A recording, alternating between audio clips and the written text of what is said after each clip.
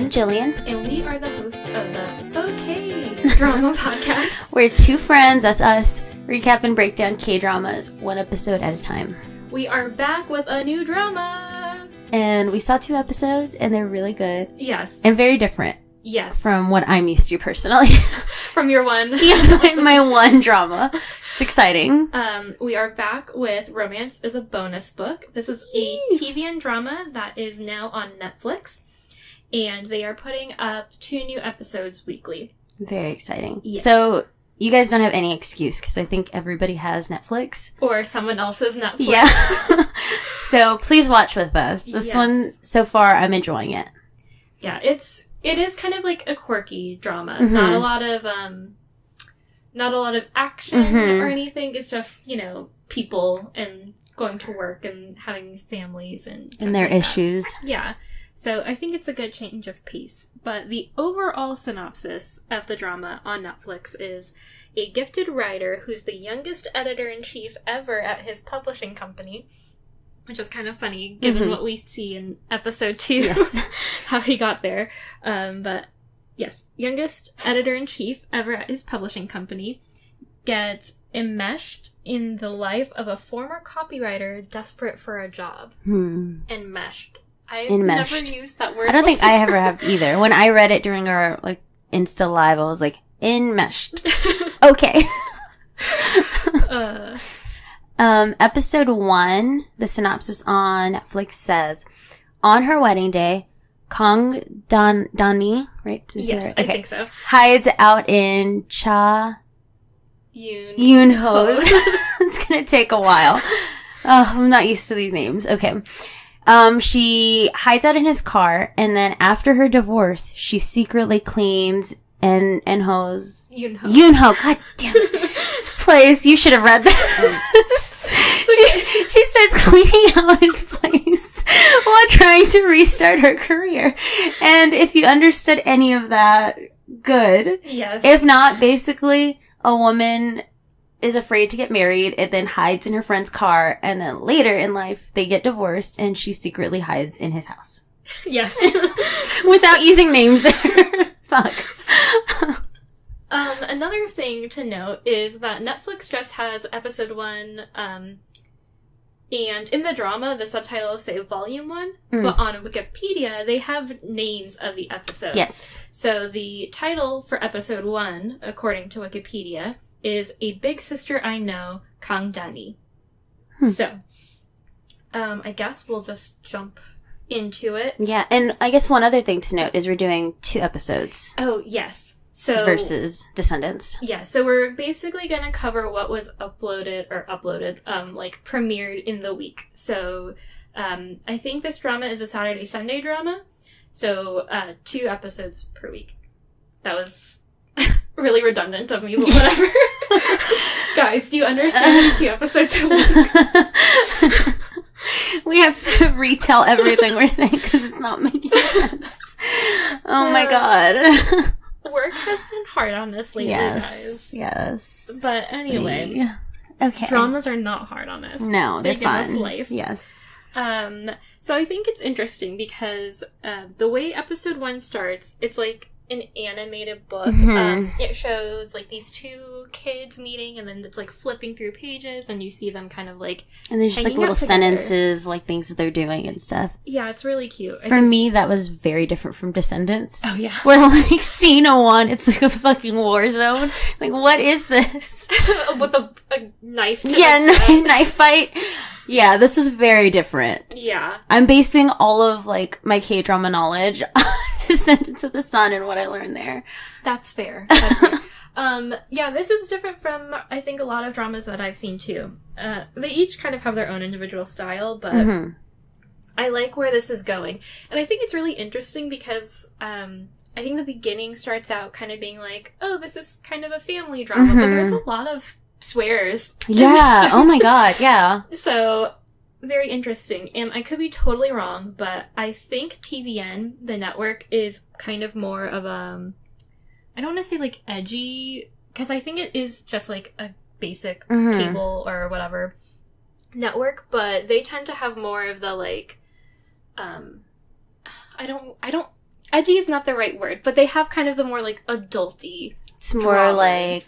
like an FXX. Yeah, or like HBO Showtime something. kind of, yeah. Gotcha. Yeah, because they did, like, Something in the Rain, and they did a few other dramas where you're like, oh, okay, like, this isn't just these people fall in love, and look how cute it is. Like, they have a little bit more to them, in my opinion, so we'll see where that takes us to. But, so, after the book part, we start off at a wedding, and we see a guy, walking around, and he goes up to the bridal room area, which we learned about from Descendants of the Sun. And I think the whole scenery looks really pretty. Like, if I ever got married, I probably wouldn't want it to be like that cutesy, but it was a really pretty Her dress look. was super cute too. Yeah. I really liked it. Like, it was conservative, but I loved the sort of see-through sleeves and, like, collar area. It was really cute. And her gloves. Yeah, really pretty. Her bangs, too. She just looked really precious. Yes. So he goes to the bridal room area.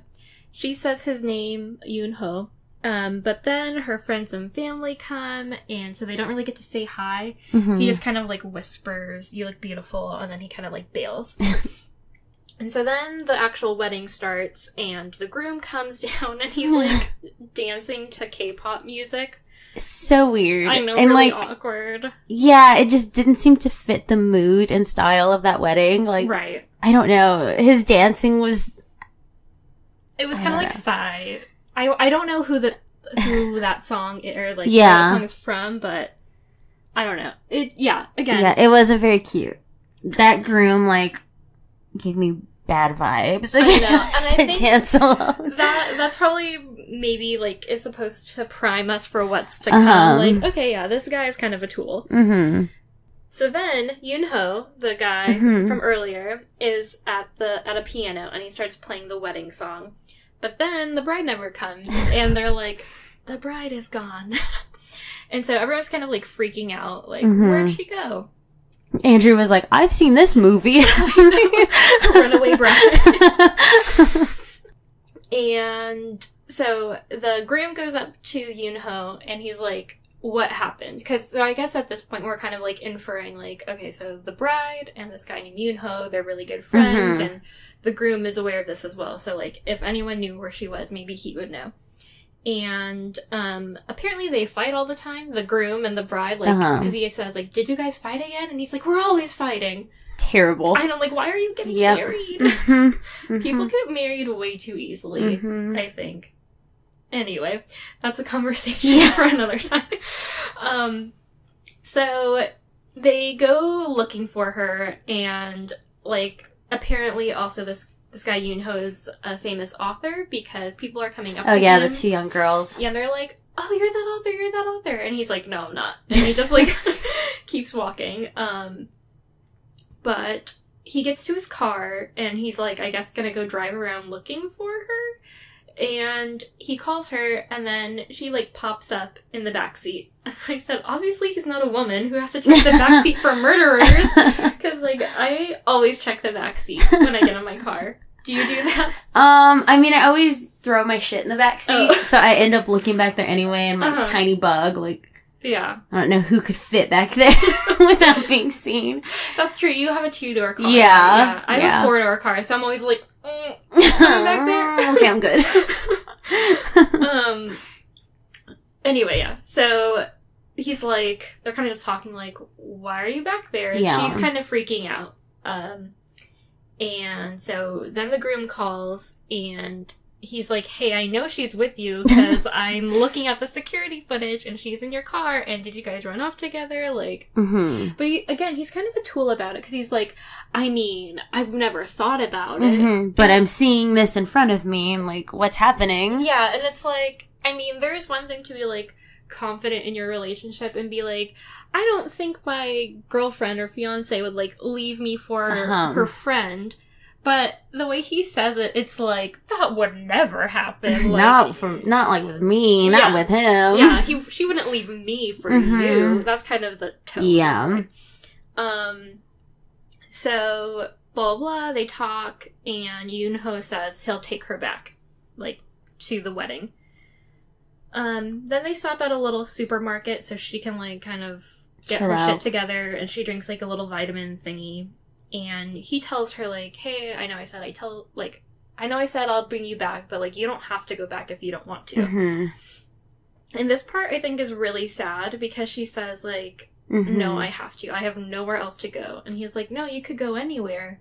And she basically is like, no, we already have debt together, like, her mom's crying. Yeah, her mom's she lost crying, her dad yeah. recently. And it's like, that sucks. But then at the same time, I don't know, I kind of get that feeling of, like, my life is over, like, I'm already stuck. But then if you just, like, step back a little bit, you'd see, like, it's how not much too you late. could improve. Yeah. Like, versus marrying this person and then eventually, like, having kids with this person, Yeah. you know, like, then you're really fucked. Yeah, totally. So, basically, the guy's car gets towed, and they're like, I guess we're just gonna run back to the So wedding. stupid. And I'm like, okay, because, yeah, there aren't taxis, but sure. So, they run back, her veil gets blown away by the wind. Mm-hmm. They have a very dramatic, slow-mo, like, shrug emoji, like, oh well, and then they kind of run off. A day to remember. Yeah. And so then there's a voiceover, and basically she's saying that she regrets getting married, and her life would be very different if she decided to run away that day. And that's, like, kind of heartbreaking, because it's kind of what we're saying. We're like, had she have just truly done what she felt was best for herself in that moment versus feeling vulnerable and feel like she didn't have anything or anyone. Mm-hmm. Even though she had Yoonho, who was Yeah. like, I'll help you. Like, Yeah. I'll drive you to the airport. Mm-hmm. Take you where you need to go or whatever. Like, I don't know what made her not do that. Probably fear, honestly, you know, like doing something that she didn't know what the outcome would necessarily be. Whereas with this guy, it seems like the safe choice. Yeah, like at least she knew what was going to happen. And then I can also see being like, well, we've already paid for the wedding, Yeah. and all of our friends and family are there. Like, yeah, and it's embarrassing, Yeah. like me just running away, like, I don't know if I would have been able to, like, run away at my wedding, but I also feel like I wouldn't be engaged to someone. who was that crappy. you don't really get along So, with. Ugh, yeah. That's the worst. So then it cuts drastically to her at a job interview, and she's been out of work for a while. She's now a single mom, and she's having a really hard time finding a job. And she got divorced like a year ago. So she spent this whole time trying to get her life back together without her now ex-husband. And then it cuts to, during her interview, a weird little break dance, which is really funny because we had the dancing stuff earlier in the wedding, and then now, like, 10 minutes or so later, we have another weird little breakdance thing. Yeah, it's like her trying to pump herself up or something. Yeah, right? it's just I don't really understand it. It's these really strange cuts where, like, they're not really happening, but it's put in the setting. I don't know, it's so strange. Yeah, it's because, so they show her, like, at what appears to be, like, I don't know, like a little women's pump yourself up seminar or something where they're like, power pose, like, I don't know, they're just kind of like cheering each other on. But then also, like, the people that are interviewing her are in that space too, watching her. Like, it's weird. It's doing, like, really strange cuts. Yeah. It's fun, though. It's It silly. Fun. I enjoyed watching it. But it's so strange, like, a strange little cut to have within this interview. Yeah. It's like, am I supposed to think about this on, like, a really deep intellectual level, or is this just a fun little thing to watch? I feel like it maybe helps break the depression of these scenes a bit, because it's hard watching her, like, give these interviews, and she's trying so hard, and she's qualified, and she can do it, but their whole reasoning is, like, you've been out of work for, like, 10 years. Yeah. So, like, what do you know about the business anymore? And, oh, that's heartbreaking. Yeah, and my mom was saying, too, like, the job market in Korea is super competitive. And, like, that's another one of the reasons why a lot of people live with their parents. I mean, just that's, like, culturally what happens until you get married. But also because, like, people can't afford to... Yeah, totally.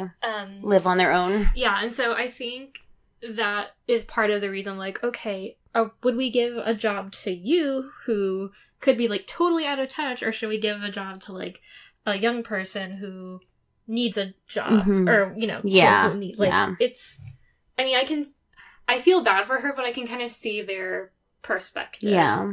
Donnie is then at another sucky job interview, and then there's a younger woman and a woman that's maybe close to her age, and they both kind of give her shit about trying to come back to work after all these years, which is kind of what we were just talking about, like them feeling like she's out of touch. Yeah. And like doesn't deserve to be back. Like, you chose to raise a family, you chose to have a kid, like don't choose to come back, like stay where you are, basically. Yeah, like I think the young girl is like, it's not fair for you to take a spot that... From me. Like, you've already had your chance. Like, you chose to leave, so why should you take my spot? And a kind of a similar side, but, like, different from the older woman. Like, I gave up having a family. Yeah, so I could do this and be here. You want to have both.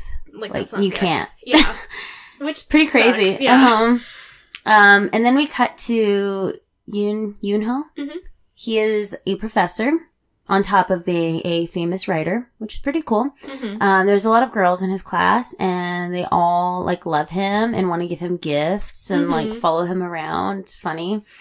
Don E seems to be his secret housekeeper, and she's kind of like doing laundry for him, and she's making meals for him and cleaning his house.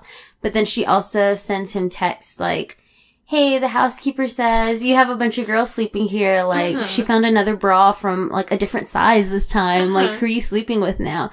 And she's just kind of, like, teasing him and joking with him. But to him, he's just getting more and more irritated with this housekeeper he never sees. Yeah. Because it's secretly her. And I'm like, why would you do that? Like, why would you... It would be one thing if you, like, asked him, like, so who are you seeing? Yeah. But you're, like, trying to hide the fact that you're the housekeeper, and you're like, hey, your housekeeper told me. Yeah, it makes your housekeeper look like shit. Like, I wouldn't want that housekeeper. No. Like, fucking nosing into my business and telling all of my friends. What the hell? And he basically tells her that he's gonna fire the housekeeper because he doesn't know it's her. And he's like, find me another one. I'm going to change the locks on my door. Fire her. I don't want to deal with her anymore. And then we cut to his office, and we're introduced to the main people that he works with. And they're trying to decide the criteria for hiring new people. And they decide to hire people who don't have a college degree. And you get to kind of meet a little bit of each person. Like, it shows them walking into the meeting, and it's really funny because, like, it gives you their name and their title, and then, like, a little thing about them. Like, this one's a witch. Like, this one sucks. This one's, like, really lazy. This one always comes in late. Like, just really, really cute, funny little lines. And they just, like, pop up on the screen. Yeah, again, like, different from Descendants. It's almost like little editors. Like, because it's, like, a book or whatever. So they'll, like, show it, like, writing and, like, scratched out. And then... It's really funny. Yeah, it's really cute.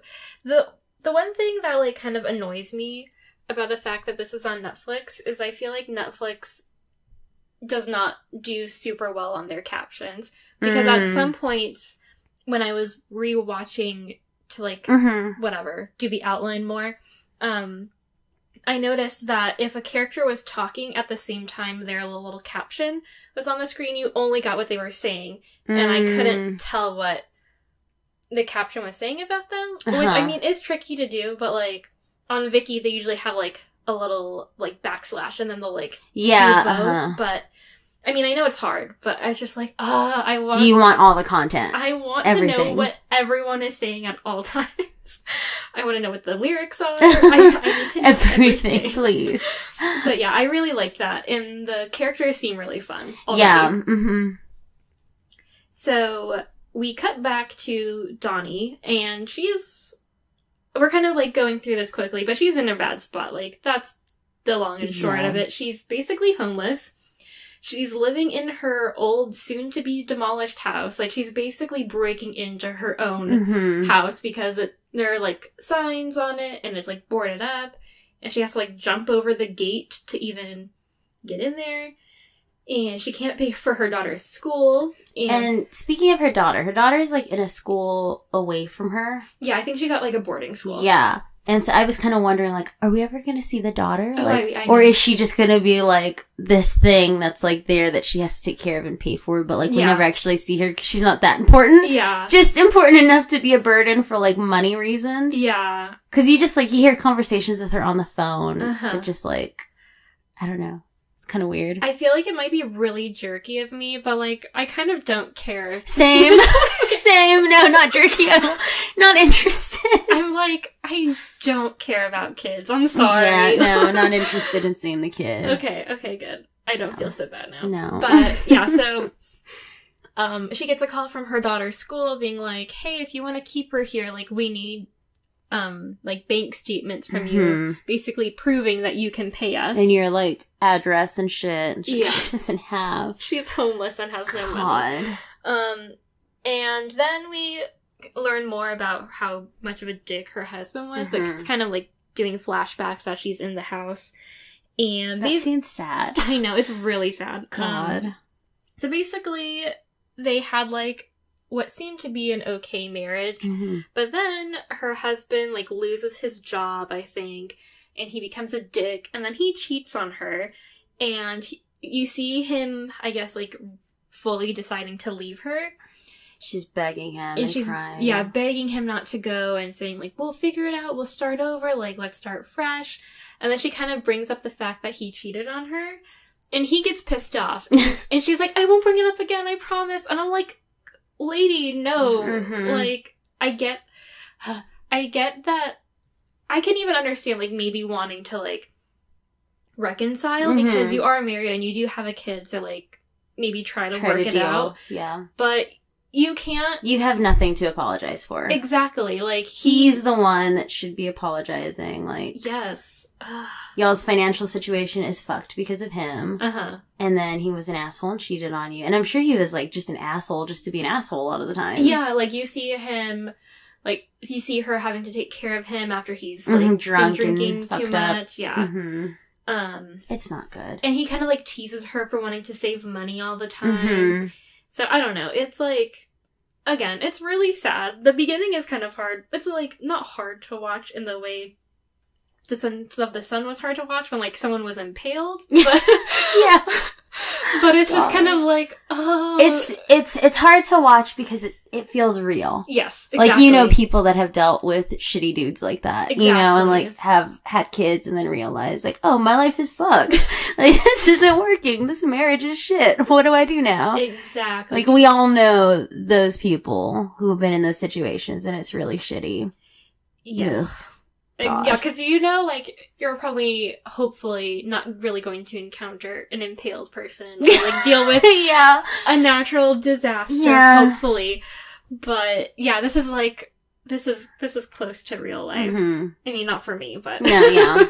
But we all know for people. someone. We all know people. Yes. So basically, the next day, like, her house is being demolished while she's inside Yeah, of it. terrifying. I know, so scary. And then she has to apologize to the construction workers, and then they're like, is she homeless? What is she doing in there? Why is she sleeping there? And it's like, oh my god. Just, like, leave her alone. Just a little girl. Like, she's so tiny and, like, mousy looking. Just let her leave. Stop staring. I know. Ugh. And the guy is like, you could have killed her. Like, why didn't you check? yeah. God. Yeah, so basically she's, like, walking around with her, like, a little spring onion plant. Aw. And, she has another interview that day, so she, like, goes and gets changed at, like, a public bathroom. And she still has, like, a really bad blister on the back of her foot, so she's, like, hobbling around. And, like, while she's trying to get her shit together, her shoe gets kicked out into the middle of the road. And, like, cars are running over it, and the shoe keeps, like, flying. And she tries to go get it. And cars are, like, honking at her, so she, like, comes back. And I love the reaction of the people at the bus stop. Just staring. And they're like, oh, I feel really bad for her. I think that's her shoe. Who the fuck else's shoe? Who else here is, like, missing a shoe? Right? God. Oh, God. And side note, when we were watching her leave an interview, Mm-hmm. Alex was like, is she limping? And I was like, Bitch, heels are fucking shitty to walk in. Like, you have no idea how many times I'm, like, hiding a limp in heels because my feet hurt so much. Yeah. Alex was like, did she, like, hurt herself? And I was like, no, she's just walking in heels. It fucking sucks. People have no idea. Yeah. So, basically, she keeps kind of trying to figure out how to get the shoe when it looks clear the shoe is gone. Yeah. And she's just kind of like, of course. And she calls the company that she had an interview with, and because I guess at this point she's running late, and they're like, nope, sorry. Either come or don't. Yeah, and she's like, fine, I'm turning you down. Yeah, she gives him this whole rant, and she's sobbing the whole time. Mm-hmm. And then when she's done, people are just staring at her cry, and oh, fuck. So sad. Terrible. So, then, of course, it starts raining, and, the previous night, her daughter, like, calls her crying, because she needs to go to the hospital, so, of course, like, that's another expense. And so, while she's, like, getting ready to buy the umbrella, she gets a text from her daughter, and is like, hey, I just texted you the hospital bill, like, send me the money. Thanks, Mom. Yeah. And so she can't even afford an umbrella. So she is like, fuck it. And she decides to toss her other shoe in the garbage and is just like, I'm just gonna walk around barefoot. I'm glad she did that, because she looked real dumb with just the one heel. I know. She was really limping then. And I was thinking, like, okay, so she has, like, a duffel bag. Does she have no other shoes? I know. Not even, like, house slippers that she can... I feel like she must have some other type of shoe. Well, like, I don't know what happened to all of her clothes after, like, the house was, like, done. Yeah. You know, like... Well... And we'll get to this later, I think, but she has a box of stuff. That's right, upstairs at Yoonho's place. So maybe her duffel bag only has, like, her pajamas and, like, I don't know. Sleepy at home things. Yeah. So, not sure. But anyway, she's, like, running around the streets barefoot. She gets to Yoonho's place, and as he had already said he would, he changed the door passcode, so she, like... To keep the housekeeper out. Yes. Not knowing she was, in fact, the housekeeper. And then we find out that Yoonho is kind of jerky. Mm-hmm. He meets up with a girlfriend, and she says that she's getting married to someone else. And he doesn't really seem to mind. He's like, okay, whatever. No big deal. Mm-hmm. And she, like, looks at a glass of water, and I thought it was so funny, because he kind of, like, holds it away, and then he takes off his coat, and is like, okay, do what you want. Yeah. And she throws the water on him, and he's like, okay, that's fine. And she grabs another one and throws it on his coat, and I was like, yes. Get it, girl. Amazing. Yeah. That was so good. Like, obviously this guy has had water thrown on him before. Yeah. Yeah, and he basically tells her, like, he doesn't know love. Mm-hmm. And then in the voiceover, he says the reason he doesn't believe in love is because of Donnie. Mm-hmm. And you're like, okay. What happened? And you see him in the first scene, like, looking at her kind of longingly. Yeah. So you see this interest or this love or this feeling, but we don't really know the backstory yet. And then next scene, we have Donnie on the phone with Yoonho. And she's basically, like, complaining about stuff, and suddenly she has to hang up because she gets accosted by a drunk guy. And it's so out of nowhere. She's just on the street barefoot in the rain, like, talking to him on the phone. And it kind of seems like she's like, I don't care, like, I'm about to fuck the next dude who comes up to me, right? She's, like, complaining about guys and complaining, like, I don't care who it is, I'm gonna fuck him up. And suddenly this guy, like, grabs her, and then she starts screaming, and she's like, I have to call you back. And then she's like, why not you? She starts cussing out this guy, and I don't remember exactly what she's saying, like, what the subtitle was. I think at some point she calls him, like, a dirty bastard who's on crack, like, shithead, like... Yeah, she definitely said shithead, or that's what the subtitle said at least. It was great. I loved seeing so many cuss words in, like, a short amount of time. Yes. Reading all these subtitles. And then this guy comes and he, like, breaks them apart, like, gets rid of this guy. And he sees that she's barefoot and he was like, I've actually found these shoes today. I have shoes for you. And he, like, opens his bag and it's heels and they're, like, her heels. And I was like, who's this angel? Like, this man who, like, took this drunk away from her and then had shoes for her. And then she's like, those are my shoes. And he's telling her the story of how he found them. He saw one of them fall on the road and he got it, tried to give it to her, couldn't, didn't know where she went, and then saw the other shoe in a trash later on. Just that's where she dropped it off after not getting the umbrella. And he actually, like, kneels down and, like, cleans her little patas and then puts the heels on her and gives her his umbrella because he felt bad. And in return, she gives him her little onion plant and just tells him, like, where to cut it so he can have onions for a while. It was just a sweet exchange. Yeah, it was really nice. It's like, oh, man, what a nice guy. I know, a little angel man. Yeah, that was very sweet. So then we're back with Yoonho, and he's back at his place, and Donnie shows up, and he doesn't know that she's divorced, and so obviously she's, like, been hiding all this stuff from people, so. But it seems like they're really good friends, or they were really good friends. Yeah. Because obviously, like, she feels a closeness with him if she's sneaking into his house and thinks that's okay. Right. But then I'm like, why aren't you telling him, like, somebody who could maybe help you? I don't know. Yeah. Maybe she's embarrassed. Yeah. I don't know. But yeah, so basically she's like, I'm divorced. I'm having a bunch of trouble. Like, can I sleep at your place? And he's confused. Like, he thinks she's lying. Like, she's just being dramatic. They had another fight. Yeah. And she tells him, like, I have nowhere to go, which, like, makes him think back to her wedding day. And so he gives in. So then the next day, he's kind of, like, grilling her over breakfast. And she's like, spills the tea and tells him that she's divorced and she really doesn't have a home, and he still doesn't believe her. And I'm like, guy, what's so hard? Like, I mean, can't you see it in her face? Like, how, like, I don't know. She just seems so tired. Yeah, like so much despair in that sweet little face. And so basically he's like, whatever, do the dishes since I cooked. And he, like, goes to work. So she sees a flyer for a job at his company on the counter. And then she sees, like, in the little requirements, like, that a degree is not required. And so she decides to apply. And she's still living at his house. Well, he doesn't know. And so then he sees her at the interview. Which he didn't know she was going to apply to because he thinks she's lying about her whole situation. Yeah. And also, the reason why she decided to apply for a job that doesn't have a degree isn't because she doesn't have one. It's because she is qualified, but no place is hiring her. Right. Which is really shitty. Yeah, so basically, she's, like, overqualified for the position, like, that she applied for. Overqualified, but, like, for the position that she could have, she's not, quote, like, good enough or, like, what they want anymore. She's, like, stuck in that limbo. Yeah. So basically she faked her resume, but, like, downgraded herself.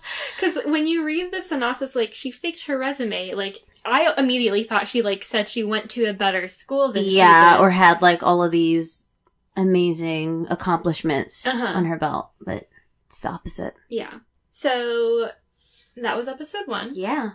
I enjoyed it. I was ready to watch another, and then we watched episode 2. I was ready to watch more. I was like, I'm gonna wait. I don't want to get too ahead of myself here, and we're recording stuff. Yeah, so first up, a little bit depressing, but there were funny moments that kind of broke it up. A lot of funny moments. Yeah, and I'm excited to meet more of the, like, editing, or whatever, publishing that crew seems really funny and, like, bitchy and, like, an interesting group to watch and see how they interact with each other. I agree that this episode was a little bit depressing because, again, it feels like people you know. Yeah. And things that could happen to people. But I thought it was good. Yeah. And I think, as far as, like, first episodes go, it really introduced you to the characters pretty organically. I think, like, nothing felt super forced. Like, wait, who is this guy again? Yeah. Like, it didn't try to introduce you to too many people at once. Unnecessary people, yeah. So, and even other people that they did introduce you to, like the sweet angel, we don't know his name. Yeah. He literally is just a little angel right now. Yeah. In front of her shoes. I love it. On to episode 2. Yes. Episode 2 is called You Were Hiding in My House. And the synopsis is, Yoonho is dismayed to see Donnie among the job applicants, but she resolves to rediscover what she wants to do with her life and move on from the past. Mm-hmm. So episode 2 starts at the interview panel where episode 1 ended. Mm-hmm. And Yoonho is like, what the fuck? Because again, he knows that she's looking for a job, but not to like what extent. And yeah. He obviously didn't know that she was applying at his company. And for such a low position. Right. So she seems to do really well at the interview, like better than other interviews we had seen her at. But he is still really confused. And I love hearing his, like, inner responses to her, like, responses are, like, I told her that.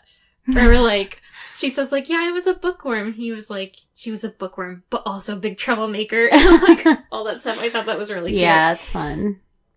So then, after the interview, he kind of runs out and, like, grabs her on the street and tells her that they need to talk. And he seems pretty angry because she hasn't told him shit. And she faked her resume. And he's like, what are you doing? And I kind of get that. But at the same time, it's like, she tried to tell you like 3 times she was divorced. And I think now it's obvious. Like, she has problems. Like, there's something wrong in her life right now for her to like stoop this low to this type of a job. And to come to, like, of all people, your own company. Yeah. To try to get a job. Like, she's fucking desperate. And then you're angry at her. Like, I don't know. It's so weird. Yeah. And I think, I can't remember at what point in the show, but he is, like, looking at her and he's like, something is going on with her. And it's like, no, something's happened to her. So basically, he, like, is driving her around and he tries to call her ex, but he has a different number. And she's like, yeah, he's moved out of the country and he has a new woman. And so he's like, okay, so then he tries driving by her house, and then he sees that it's been demolished. Oh, there you go. And he's like, what the fuck?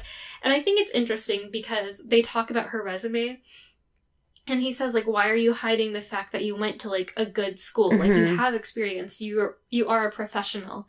And that's when she kind of tells him, like, no one wants me. Like, no one thinks my experience as, like, a woman in the home matters. And he's kind of like, oh. Fuck. They end up going to a coffee shop, and everything kind of gets explained about what the situation is. And then we get a flashback of him meeting her ex for the first time. And it's really uncomfortable. It's sort of like that bad experience of, like, you like someone and then you realize, like, oh, they're dating somebody. And it's this fucking person, like, this shitty person. They're basically, like, the two of them are sitting down having lunch. And then she's like, oh, babe, come here. And he's like, babe, what? And he turns around and it's that guy.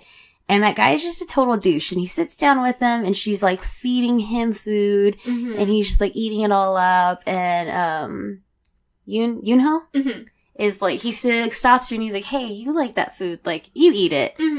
And then the guy, like, kind of gets mad at her, like, feed me, I'm hungry, I'm like, your boyfriend. You know, I like that one. I have to eat that too. And she just, like, she doesn't eat it, and she gives it to him, and I'm like, oh my god. Yeah. That was already so shitty, just watching that. This guy fucking sucks. Yeah. And then at that point, he gets upset, he leaves, and basically says, like, he's not falling in love, he doesn't want to deal with that bullshit if that's what love is. Like, he's not interested in that. Yeah. And he's just kind of watching them from afar and leaves. And then it cuts back to present times, and Donnie tells him that she can't find a job because, again, she has too much experience for lower jobs, and the jobs she has the experience for don't want her because she took too much time off being a mom, which, again, was like 10, 11 years or something. And then it cuts to the sweet angel, and he's at his home. He's got a really cute dog, and his kitchen is super nice. Yeah, he's got a really nice place. And he looks at the little onion plant, and he's, like, making ramen, and the ramen looks delicious. I'm like, man, like, everything about this human is great. And he's like, okay. He's, like, flashing back to what she told him, like, cut it where the green ends to have onions or whatever. And he's holding the scissors, and he's, like, apologizing to this plant, like, I'm so sorry. I've never done this to a living thing before, so please forgive me. Yeah, and he's, like, looking at the dog, like... Yeah, and he's, like, closing his eyes while he's, like, cutting it later on inside of the ramen. It's a really cute scene. Yeah. I love that a lot. I think that shows a lot about his personality as a human. Yeah. And just makes him even more wonderful. Yeah, he's really sweet. Yeah. I don't know if I'm mistaking him for someone else, but I told Alex, I was like, I think he might have played a murderer in another drama I watched. I could be wrong. Let me know if you confirm that. That'd be interesting to see him in something like that. Okay, but yeah, I was like, his face looks familiar, and I feel like I've seen him in a prison. You've seen so many. I know. Yeah, so it's totally possible. But yeah, so then we see Donnie working her bathhouse / spa job. And, like, we keep kind of cutting back and forth between her, like, at that job and then Yoonho being interviewed. Mm-hmm. Because basically they have to, like, part ways at the cafe because she has to go to work and he has to be interviewed because he's, like, a famous guy, author person. And so... at the interview, we also get really, like, funny / theatrical flashbacks of how Yoonho, like, met his publishing boss. And how basically they built the publishing company together. And I thought that was really funny because it almost, like, they were almost playing it like a combination of a silent film plus, like, a 70s cop movie. It was weird. It was so, like, I couldn't really tell what the tone was, but it was pretty funny. And, so in the, like, overall Netflix synopsis, you see, like, he's the youngest publisher or editor at this company, and you're like, wow, that's impressive, but he was just, like, the first editor at this company. Like, they totally built this thing from the ground up. So, I think that's pretty funny, because the synopsis is technically true, but it's kind of, like, is not what you'd expect from what they're describing. Same with, like, her resume and stuff, yeah. So, I think that was fun. And then the interviewer brings up an author named Kang Byung-jun and the rumors surrounding his retirement and disappearance. And so then Yoonho is like, nope. And he, like, takes a fake phone call, which is, like, obviously super fake. He's like, I think we're done here. And then just, like, raises the phone to his ear and is like, oh, hey, like, just... and leaves. Yeah, like, he nopes out of there. Yeah, I'm really interested to what that is all about. Yeah. We're getting, like, a little strange nuggets of what's going on there. Mm-hmm. Donnie then asks to be Yoonho's housekeeper again. But then we see him back at the office and the team is trying to decide who gets to call the new hires. And they're really excited about it. Like, they're kind of trying to do, like, a little game to see who gets to do it because apparently it's a big deal. And they get really excited and they want to hear people screaming on the phone and, like, thanking them and stuff. And suddenly the president walks by and he takes him and he's like, I'll be doing the calls. I think I should be the one. Yeah. And then Yoonho follows him into the office and he finds out that Donnie was actually hired. And he's like, this person, I don't know if he wanted to tell the boss, like, she's more qualified than she's letting on and stuff. Like, I know her. Or, like, why did you hire her? Yeah. And before he could even talk, the boss is like, yes, she's great. Like, read her questionnaire. Like, we have them do a little thing just to kind of get to know them. And her responses are incredible. Like, I really loved them. And so you get a little flashback of her filling it out with the voiceover. And you see what she wrote, and it's really moving, and she says she wants to get to know herself more, and she's sorry for how she treated herself. And you're cutting into flashbacks of her, like, stuck at home, like, dealing with a baby, like, out in public, and a kid, like, throws shit on the floor, and it's so embarrassing, and everyone's staring, or, like, cleaning the toilet, and, like, doing the same shit every day, and just, like, being a wife and a mother, and, like, not seeming happy. Yeah, I thought the scene that, like, really spoke to me was how she was, like, kind of just scarfing food down while she was, like, preparing a nice meal for, like, everyone else. And I was like, oh my god, I can totally, like, I know my grandmas were like that. Like, when I was growing up, both my, like, mom's mom, my, like, quote unquote American grandma and my Korean grandma, like, they never ate with us. Mm-hmm. It was always like they would kind of like sneak food as they were preparing. Mm-hmm. And then they would, like, lay the food out for us. And then if, like, anyone needed anything, like, they would go take care of it. And then they're cleaning it, too, and everything. Yes. And I'm like, why are they not eating? And so, yeah, that scene, I was just like, oh, God, it's so true. Yeah. It sucks. And, yeah, I liked how she was like, I know I've mistreated you, but, like, starting now, I'm going to treat you better. And I was like, that's a sweet message. A sweet thing for yourself. Think about yourself for once, not everyone else. Yeah. So he's reading it, and he seems a little sad, but then he reacts really shitty, and he's just like, yeah, it's grammatically correct. There were no errors. And just, like, walks away. It's like, okay. And then we see the CEO of the publishing company calling all the new hires, and so you're cutting to different people that he's telling, like, hey, you got in. Mm-hmm. And so you have, like, a young girl who's, like, partying with her friend. She's a mama's girl, and she's really ditzy and annoying, and, like, doesn't really seem to care, like, oh, which company was this? Yeah, and she's like, when can I come to work? Like, I have a vacation planned. And he's like, on Monday. You have to come in. And then there's a young guy who is, like, a know-it-all, but he's also, like, kind of bullshitting most of the time. Yeah. And just trying to make himself look better. It shows a really embarrassing interaction between him and an ex. Like, oh my God, this is terrible. Won't really go into that one, but he gets hired. He's really excited. Mm-hmm. And then Donnie is at her other job, and she gets a phone call, and her reaction is just so sweet and pure and just full of excitement. And she starts screaming, and all the women that are there working with her are so excited for her.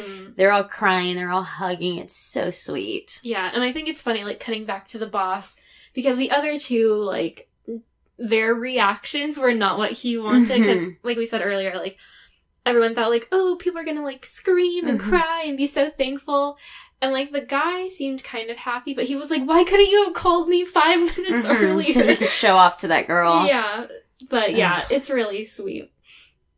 So, Yoonho is still thinking about Donnie's situation, and then Song Ha-rin, I think, Song Ha-rin, is the young assistant girl. And in episode 1, I think they show her, and she's like the one that's quickly moving up the company ladder or whatever. And so she, if you listen to our Instagram live, she's also the girl who's like a model. Okay. So I don't know if you could tell. She's like gorgeous. Has beautiful clothes. So basically she comes up to him and is like, hey, I need your signature or whatever. And, like, she's good at her job because he tells her, like, you don't need to come to me anymore. Whatever. You're good. You're good. And so then he's like, oh, by the way, you forgot to take your clothes with you. Or, like, you left clothes at my place. And then she replies, oh, yeah, I forgot to take them out of the washing machine. And so I'm confused. I want to know what you think. Do you think this means that she just did laundry at his house? Like, her apartment doesn't have a washing machine, so she just, like, does laundry there? Or are they sleeping together and she, like, washed her clothes at his house? I don't know. That was a weird scene. I know, because they were kind of just, like, smirk, like... And so I guess, I'm sure... And it was so quick. It was such, like, a quick conversation. Just like, oh, yeah, I didn't get him out. Yeah, and then he was like, you left your bra there. And she was like, ha, I know. Kind of like, that's funny. So, to me, when he said, like, you also left your bra there, kind of like...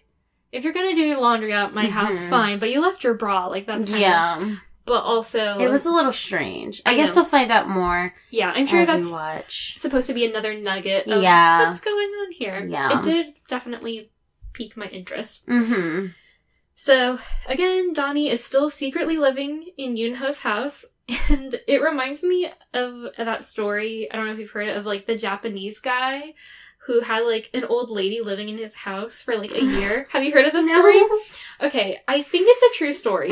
But basically, I heard this years and years ago, but there was, like, this guy in Japan who had, like, this really nice apartment or house or whatever, and he traveled a lot for work, and so he would come home and he would realize, like, stuff had moved slightly, or, like, his groceries had been eaten, or he was going through things faster than normal. And so then he finally, like, decides to install cameras in his house.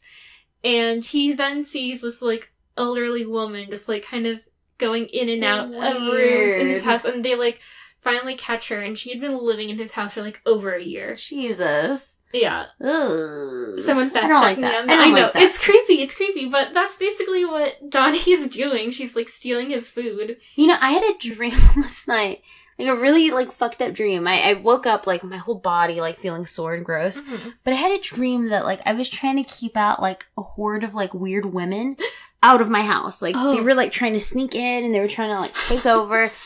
And, like, you know those dreams where you're trying to, like, yell no or, like, stop or, like, you feel very uncomfortable and you're trying to get away, but, like, words aren't coming out of your mouth and, like, you're trying your hardest to speak. It's like when you're trying to punch and you punch real slow. Just like, yeah, like, all of that was happening. It was such a terrible dream. But I'm wondering now if that was why. Because we just saw those 2 episodes last night. And I didn't think her living there, like, secretly was weird at the time. But maybe in my dreams, like, that bitch is crazy. I also slept poorly, and I didn't know if it was because Healer's also getting really intense. And I, like, clenched my jaw at night. But last night, Alex kept, like, he woke me up twice. And he was like, you're grinding your teeth really bad. And, like, oh my God. I typically don't grind my teeth. I just bite down really hard, which both are bad. But, yeah, he had to, like, wake me up and was like, are you okay? Like, you're grinding your teeth really bad. So, I don't remember what I dreamt, but I know it was intense. Because I was, like, kind of, when he woke me up, I was like, like. God. So. Weird, okay. Yeah. Anyway, so she's still, like, living in his upstairs, like, loft area. And an area he never goes to, so he doesn't even know. It kind of just seems like a spare bedroom, junk room, with a lot of boxes and stuff. And so, they're texting, Donnie and Yoonho are texting about working together. And he's, like, pretty firm and tells her, like, they're gonna keep their friendship outside of the office. And to, like, not expect any favors from him, and, like, basically pretend, like, they don't know each other. But then he says congratulations, which is nice. It's nice, yeah. And then we cut to the sweet angel, who is running in the neighborhood with his angel dog, really big, beautiful dog. And then he sees Donnie, like, a ways away, celebrating in the street. She's doing little heel clicks and air punches. She's like, yeah! Yeah! Power pose. It's really cute. And he's just like thinking to himself, like, oh my God, it's her. And he's kind of just staring. He seems a little bit shocked, like he wasn't expecting to see her again. Super cute. And then we see all of the new recruits show up. And we have Park Hoon, who's the young guy. And you noted that he's the type of person you hate at work. Yeah. And I said, like, I hate him, but I also feel like I'm afraid that I am that person. Like, such a know-it-all. But to me, I think it makes it worse because he's a guy, so it kind of feels like he's mansplaining. Yeah. I don't know. Well, also, like, the way you see him talking to other people, like, he knows every single thing about everyone. And, like, I think you'll probably mention it later, but, like, he gets to the point where they're all sitting around the table and he's, like, trash-talking the main woman there. Like, the one who's, like, moving up because she's this and that or whatever. But I hear she's really cold and a bitch and this and that. And she's, like, standing right there. Like, you know everything, but you don't know what the fuck she looks like. Okay. Yeah. It's really silly. And then we have, you have to help me with the name here. Jiul. And that is the ditzy girl who's a mama's girl. She runs into the elevator, and then Song Hae-rin goes into the elevator afterwards. Park Hoon tries to introduce himself, but she's really cold to him, and then he's again being a know-it-all, talking about her without realizing that it is her. And so super awkward. Yeah, everyone's kind of like, oh shit. Yeah. Great first day. So Hae-rin is super intense, and then we see Yoonho looking in on the meeting from outside of the conference room. And another girl comes by and mentions how old Donnie looks. And she's, like, saying, like, she looks kind of dowdy. Like, she's kind of pretty, but she looks kind of dowdy and boring. Like, which, I mean, is not wrong. No, like, she she's trying with what she's got. Yeah. But he sticks up for her, and he says that she looks classy, and she's actually his type. Yeah. And you're like, okay. Okay. I mean, she looks pretty good for a homeless person. Yeah, definitely. And then the new recruits go on a little tour, and they learn that Donnie is about 10 years older than everyone else who was just hired. And Jiul gets a crazy bouquet from her mom. Again, she's a mama's girl. Mm-hmm. And she's really excited by it. She's not at all embarrassed. I would be so embarrassed. Yeah. She's, like, taking photos of it and is like, hey, can you take a picture of me with it? Can you take a picture with me? Yeah. It's just, like, everybody's staring, like, why did we choose to hire this person? Like, oh, my God. I think it's funny because Park Hoon is like, sure, I'll take your picture. And he's just, like, taking pictures without even looking. And he's, like, talking shit about her to Donnie. And he's like, this is embarrassing, whatever, like, basically talking crap about her. It's yeah, funny. he's like the type of guy that would suck up, but then right away turn around and talk shit about you. Mm-hmm. Yeah. Totally that person. And then Donnie is on her way home, and you can tell that she's really excited, she's proud, she started her first day of an actual job. Mm-hmm. Not only did she start an actual job, but she got business cards with her name on it and everything. She's just super excited. Mm-hmm. And then Yoon-ho comes by and picks her up in his car, and he says he'll give her a ride home, and he wants to know where she's living, but obviously she doesn't have a home. She tries to run away, but he wears her down, and he's like, hey, I want to take you somewhere. And they end up going to a shop of his bi/lesbian ex-girlfriends. Mm-hmm. And it's a clothing store. And he tells her, like, I want you to get clothes from here. She owes me because she cheated on me. Mm-hmm. So it's no big deal. Like, we're open right now. I'm going to take care of this for you. I thought that girl looked so cool. Yeah, she looks really cool. And then, we find out that she's not actually giving them the clothes. He's secretly buying the clothes, like, at a discount. Mm-hmm. Because she did cheat on him. Because she did cheat on him. But they seem cool. They seem like good friends still. Uh-huh. And I wonder if it's because she cheated on him with a girl versus another guy. I don't know how he would feel if it was another guy. I don't know. Uh-huh. And then he takes her to get her hair done as well at her new partner's place. The person she cheated on him with, who actually ends up being her new girlfriend. Uh-huh. And then it's just like a little montage of her getting her makeover done, like her hair, and then changing into different outfits, which all of the outfits look super cute. I know. I like makeover montages. Yeah. It was a fun little moment. And the whole time he's kind of in the background, just like reading, pretending not to pay attention. Yeah, but he was still like glancing every now and then. Uh-huh. And then after the makeover, Donnie teases Yoon-ho for letting another woman steal his girlfriend. And they talk about how he can be friends with his exes. Uh-huh. And he says it's because he realizes that when they break up with him, that he knows he didn't actually love them because he's never that hurt. Which is a very cold thing to say about really yourself. Sad. So, damn. Yeah, and it kind of seems like if he wasn't so attractive, he would probably just be alone. Because I feel like he probably gets all these girlfriends because he's hot. Yeah, and like, he's a famous author, yeah. makes a lot of money, he's teaching, like, he's doing a little bit of everything. Mm-hmm. He's well off. Yeah. So, then Yoon-ho drops Donnie off on the street, because she's like, just drop me off here, because you can't come to my place. And he's like, okay, fine, whatever. So, then we see him back at home, and he's in bed, just kind of, like, reading and reading her questionnaire and thinking about it. And then we get a flashback of how the two met. So, in her questionnaire, I think Donnie talks about how she, like, loved reading. Mm-hmm. And he's like, she loved reading, but I loved balls. Soccer balls, to be such a weird line. I know. So then we get, like, a little scene of Yoon-ho, like, playing soccer, and it looks, like, really epic, and then you realize, like, he scored on the wrong goal. So it's funny. He tried. Yeah. So, obviously we can see, like, that he probably wasn't suited for soccer. Mm-hmm. And, he's, like, kind of upset, and so he, like, his ball falls into the middle of the street, and as, like, typical dumb kid, he, like, goes into the street after his ball, and he almost gets hit by a car, but then some girl, like, pushes him out of the way, and then she gets hit by the car. Which is crazy, because they show her, like, flipping multiple times in the air. And then it shows her from, like, above. Yeah. And she's just, like, frozen in She time. looks possessed. It's so weird looking. She looks like the fucking, like, a demon is inside of her, like, lifting her up or something. God. I don't know how familiar you are with the Harry Potter movies. I've seen them, but I haven't, like, watched them, like, dozens of times. Okay, so I don't know if you remember when, I think this is, book 5, where, or is it number 6? It doesn't matter.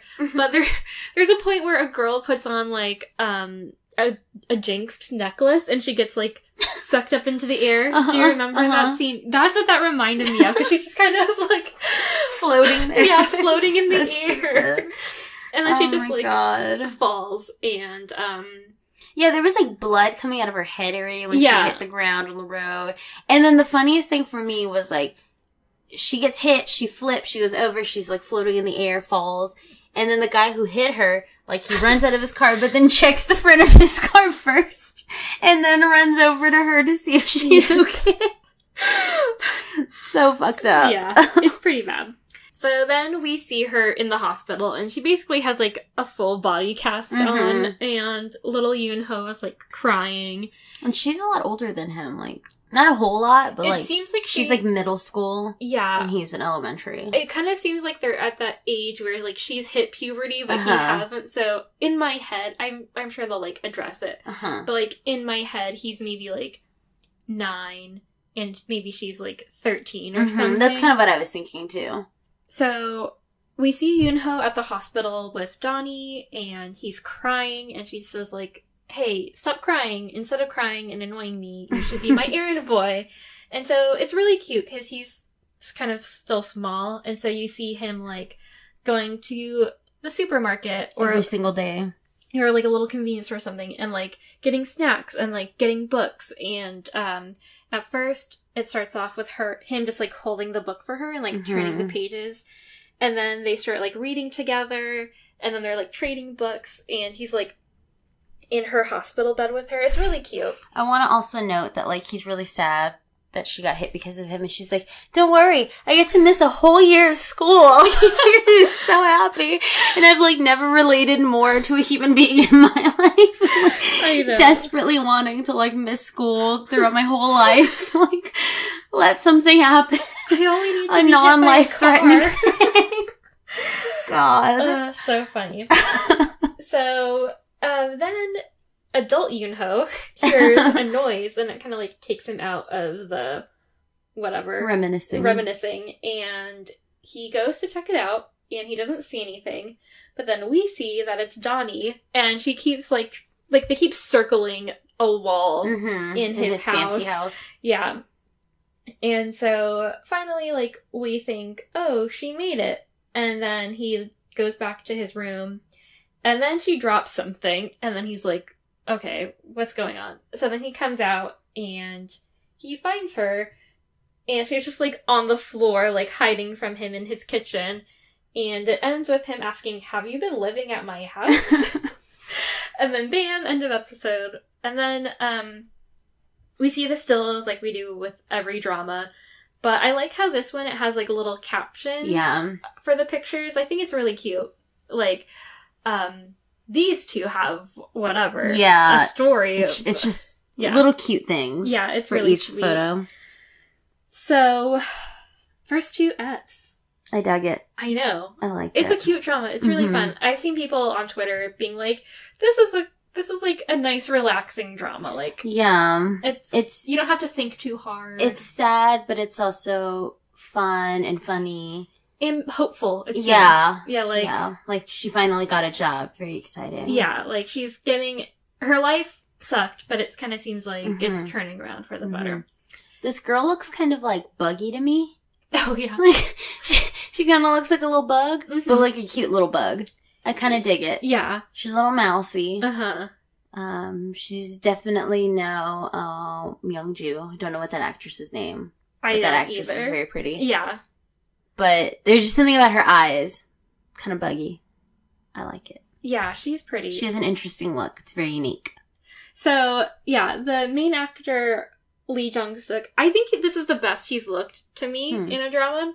Because one of the reasons why his look didn't really appeal to me in past dramas was I feel like they always had a lot of makeup on him. So he always looked really, like, pasty. Gotcha. And, like, really pale. And, like, I don't mind a pale dude. But it just seemed almost, like, fake. Yeah. His skin looks real in this one, which I appreciate. Like, he doesn't look quite so mannequin-y. But I'm also really excited because I feel like our fashion reports are really going to be elevated from Descendants of the Sun. No more hospital or fucking military uniforms. Yes. No more dusty work. No more shorts. No more shorts. So...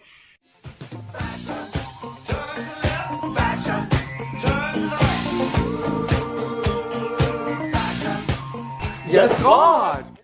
Fashion. Yes. In episode 1, I really liked the wedding dress. Yes. I thought she looked really, really pretty, even though she was so sad. Yes. She was a beautiful, sad bride. Yes. I liked her makeup, too. It was, like, kind of pinkish. That was pretty. Yeah, her hair, too, in that little updo with the bangs was very cute. Yeah, her, like, little tiara. Yeah. And the gloves and the collar. Yeah, it was a really pretty look. Other thing... So, what's that assistant girl's name? Haerin? Haerin, yeah. She was in Something in the Rain, and both times she kind of is just playing, I guess, a career woman who's, like, trying to work hard, which is nice, but she was really stylish in that one, too. So cool. I can see she's gonna have, like, I think a lot of good looks. In the future. I think in episode, like, that kind of time, that's in episode 1 and 2, where she's leading people into the interview space, I think she's wearing, like, almost like a tweed or something looking blue skirt with a matching belt. I really liked that. And then I liked Yoonho's purple sweater when his ex-girlfriend, like, pours water on him. Yeah. I liked his coat, too. Yeah. And then his jeans. On episode 2, yeah, that was a weird thing for me. He was wearing, like, these light denim jeans. Wide leg. They were very wide, and then they had a huge cuff. Like, they were folded, like... a foot. Yeah, like, basically the way I need to fold, like, regular jeans inside because I'm too short. That's basically what he did. But on the outside, so you could see how much that fold was there, and it looked really kind of goofy on him. Yeah, it's definitely like this is a high fashion. It's a look.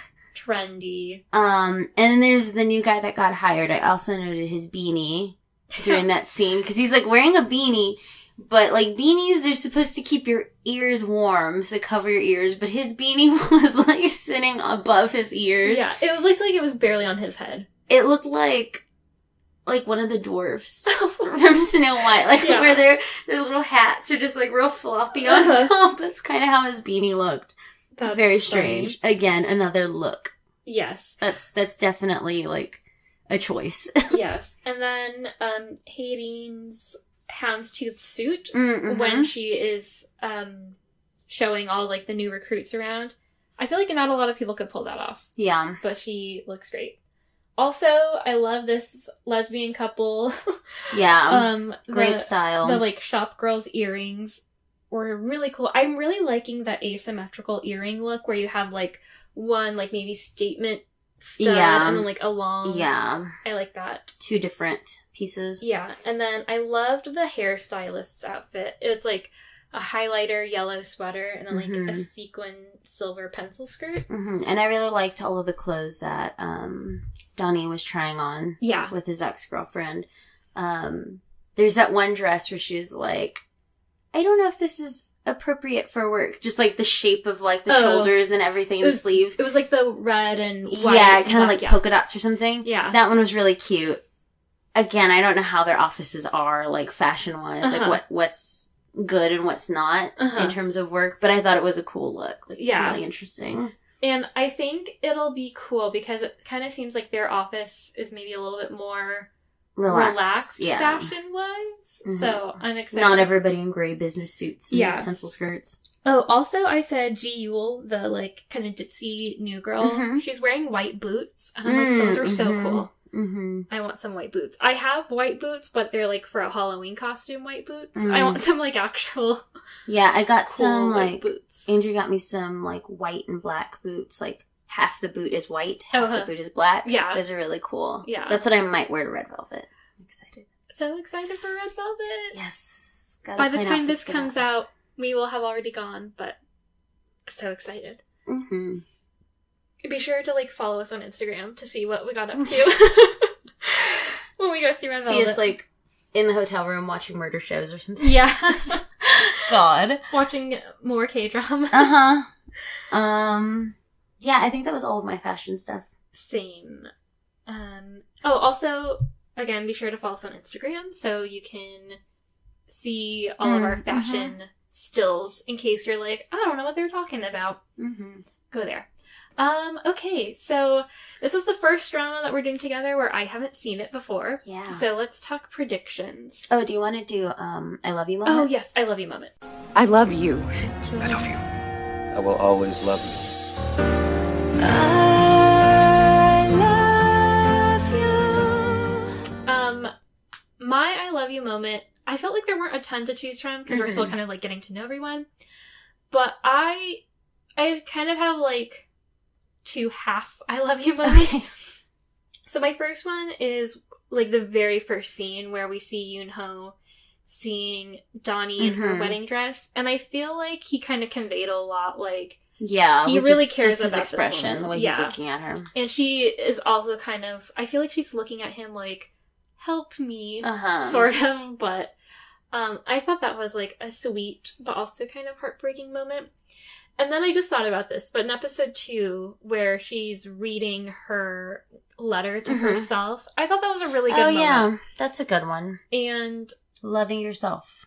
Yeah, and I feel like there aren't a lot of moments like that on TV where, like, a woman is, like, trying to recalibrate her life. And being like, no, you need to treat yourself better. I thought that was a good that's message. A good one, definitely. I'll go ahead and pick where the sweet angel comes and gives her shoes after she's having a terrible day. Because I feel like if I was in that situation, I would just immediately feel so happy. Yeah. That there was a human out there kind enough to help. Like, in that moment, I would probably be like, fuck every single person on this planet. I hate you all.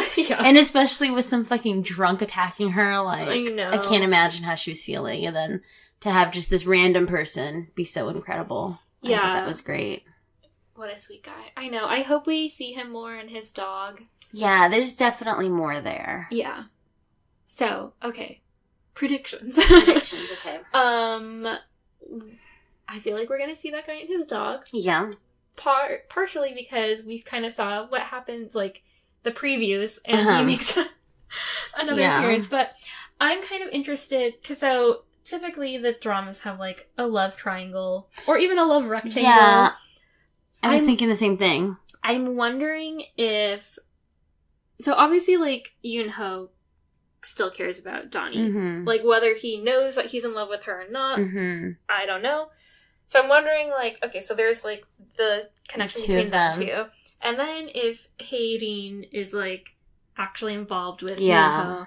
And then there's this guy who obviously... is thinking about her. Donnie and, this guy are, like, well, there's some sort of connection, like, little universe thing happening. So I'm very curious to see who will end up. Yeah, with who. With who. Yeah, I was thinking the same thing. It's very interesting. Yeah. I also feel like as she starts to work at this company, they're going to realize, like, oh, like, she's really smart. She knows a lot about what she's doing. And I think she might end up, like, looking really good and maybe moving up. And then that maybe being difficult for that other girl. Oh, Hae-rin. Who's moving up too, and, like, a big deal, you know? Oh, I wonder if she's going to try to, like, sabotage her. And then Yoon-ho might have to choose between... Yeah. Oh, That would be good. Mm-hmm. I could totally see something like Yeah, that happen. Because she is overqualified for the position she's in. Right. They just don't know that. Right. So to them, they're going to see, like, this girl who doesn't have a college degree, supposedly, being incredible. And they're like, oh my god, this person's amazing. Yeah. And, yeah, like, so her job is, like, an errand person, basically. Like, what do they call it? Task force or something. So basically she's, like, making copies and shit. I feel like she's going to end up saying something or making a suggestion that's going to be, like, amazing, and it's going to blow their minds. And like, we need her on the team now. Yeah. It's gonna be a big deal. Yeah. That's my big prediction. Yeah. That's smart. I also feel like, because a lot of Korean dramas, they basically, like, make someone a couple with, like, basically every character ends up with someone in a lot of dramas. So I'm wondering if, like, Ji-Yul and Park Hoon are gonna have, like, a little secret that would be interesting. Because it kind of seems like he's kind of, like, a dork. And she seems kind of, like, I don't know if she's super wealthy, but kind of, like, a cool girl. And I wonder if she's gonna, like, fall for him and she's gonna be embarrassed or something. I can kind of see that happening, too. Or maybe they're just gonna, you know, be friends. Who knows? But, yeah. Any other thoughts? I